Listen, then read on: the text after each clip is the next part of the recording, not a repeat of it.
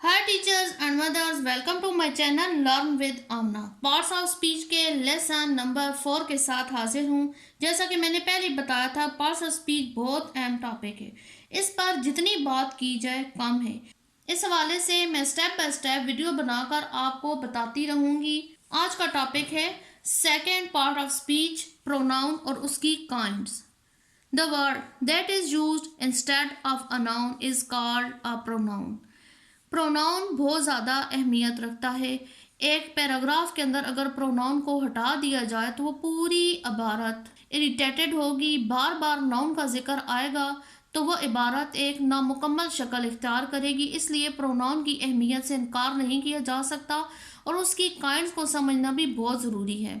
आज का जो लेसन होगा उसमें भी मैं सारी काइंड्स आपसे डिस्कस नहीं कर पाऊंगी क्योंकि वीडियो बहुत ज़्यादा लेंथी हो जाएगी। पहले तो हम आपको बताते हैं कि इसकी काइंड्स कितनी हैं। Kinds of pronoun. Number 1 personal pronoun, number 2 demonstrative pronoun, number 3 indefinite pronouns, number 4 interrogative pronouns, number 5 possessive pronouns, number 6 relative pronouns, number 7 reflexive pronoun and number 8 distributive pronoun. इस वीडियो में पहले 3 काइंड्स ऑफ प्रोनाउन डिस्कस करूंगी। Video start करने से पहले अगर आपने मेरे चैनल को सब्सक्राइब नहीं किया तो सब्सक्राइब कर लें, बेल आइकन को लाजमी हिट करें ताकि हर नई आने वाली वीडियो का नोटिफिकेशन आपको मिले। So now let's start. Number 1 personal pronoun. A word that is used in place of a person's name is called a personal pronoun. वो लफ्ज़ जो कि एक शख्स के नाम की जगह पर इस्तेमाल हो उसको पर्सनल प्रोनाउन कहते हैं। आगे इसके भी 3 स्टेट्स हैं। फर्स्ट पर्सन यानी कि जो अपनी ज़ात के लिए लफ्ज़ इस्तेमाल होता है उसको फर्स्ट पर्सन कहते हैं। I, we, me, us. Second person जो आपके सामने इंसान हो और उसकी तरफ आप इशारा कर सकें उसके लिए सेकंड पर्सन यानी कि यू इस्तेमाल होता है। थर्ड पर्सन किसी ऐसे शख्स की तरफ इशारा करने के लिए और उसकी बात करने के लिए जो कि आपके सामने हाजिर ना हो, उसके लिए जो लफ्ज़ इस्तेमाल होते हैं उनको थर्ड पर्सन कहते हैं, जैसे कि he, she, it, they, her, his. इसके भी आगे से हालतें हैं। सब्जेक्टिव केस, जब personal pronoun as a subject लगता है तो उसकी ये हालत होती है जैसे कि दे आर प्लेयर्स, वो खिलाड़ी हैं।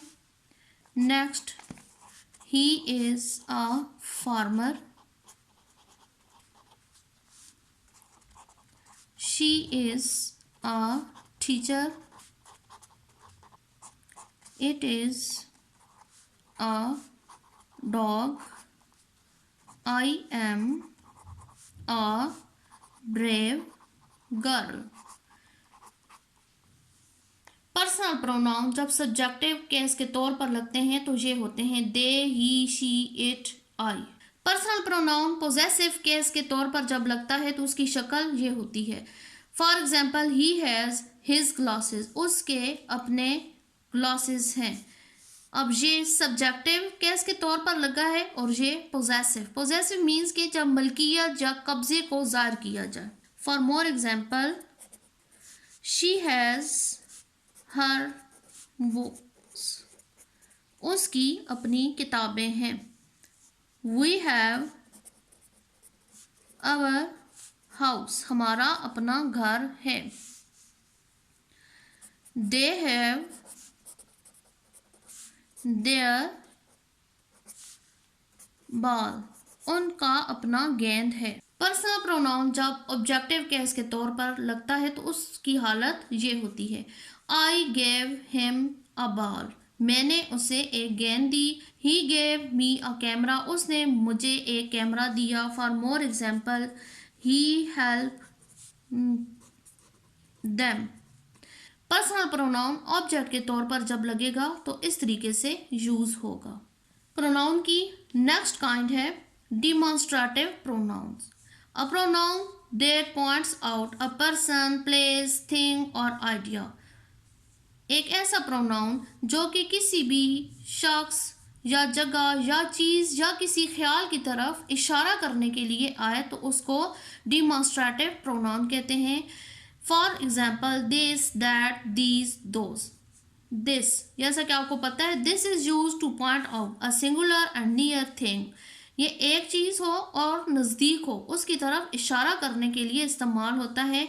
दिस इज अ बुक, ये एक किताब है। तो ये दिस डिमॉन्स्ट्रेटिव प्रोनाउन हो गया। These, to point out near but plural things, नज़दीकी लेकिन ज़्यादा चीज़ों की तरफ इशारा करने के लिए दीज इस्तेमाल होता है। दीज आर चेयर्स, ये कुर्सियाँ हैं। That, to point out things farther away and the thing is singular, दूर की वह चीज़ की तरफ इशारा करने के लिए देट इस्तेमाल होता है। तो ये भी डिमॉन्स्ट्रेटिव प्रोनाउन है। For example that is a ball, वो गेंद है। Those, to point out plural things that are farther away, दूर की लेकिन ज़्यादा चीज़ों की तरफ इशारा करने के लिए इस्तेमाल होता है, जैसे कि दोज आर चेयर्स, वो कुर्सियाँ हैं। तो ये सारे हो गए demonstrative pronounce. The three kind of pronoun is indefinite pronoun. Indefinite pronoun is a word which show unspecific object, person or thing. ये ऐसा प्रोनाउन होता है जो कि एक आम शख्स, जगह या चीज़ की तरफ इशारा करने के लिए इस्तेमाल होता है जिसके बारे में हमें कुछ सही पता नहीं होता। For example some farmers are very hard working, कुछ किसान बहुत ज़्यादा मेहनती होते हैं। Somebody has stolen my watch, किसी ने मेरी घड़ी चुरा ली। For more example, nobody was there, वहाँ कोई नहीं था। Something is irritating me, कोई चीज़ मुझे उलझा रही है। Did anybody there, क्या वहाँ कोई है। उर्दू में भी कुछ ऐसे अल्फाज होते हैं, आप उनको माइंड में रख लें, जैसे कि कुछ, कोई, वगैरह वगैरह। आई होप आपको ये टॉपिक अच्छी तरीके से समझ आ गया होगा। नेक्स्ट वीडियो में मैं इसके रिमेनिंग काइंड्स आपसे डिस्कस करूँगी। Thanks for watching.